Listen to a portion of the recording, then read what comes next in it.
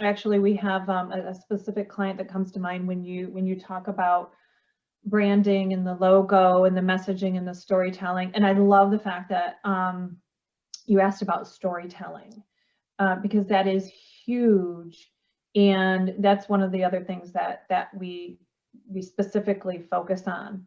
So when it comes to, you know, anybody can create a logo, right? I mean, Hmm.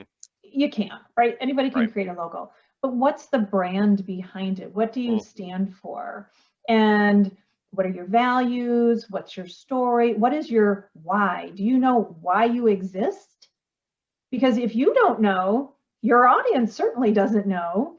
And, if you're not communicating that to them and telling them, again, it goes back to, you just got to tell them, like, tell them why you exist and what is behind that. What is behind your brand? What is your values? We have one particular client that we're working with, and they've decided to go, you know, a little bit edgy, Hmm. take a little bit of risk, right? And which is really cool to see because they didn't, they're a technology IT provider. They specifically help franchises with their tech and IT, and but they're not following that. What you see a lot is the, you know, the kind of the techie look, the techie feel.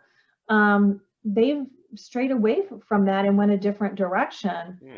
with their brand. It just fits though, and it works, and it's not something that you can just create overnight, right? You've got to develop it, and you know, you've got to get your brand out there. You've got to, again, define who you are. What do you stand for? And you've got to tell your story. You've got to put it out there.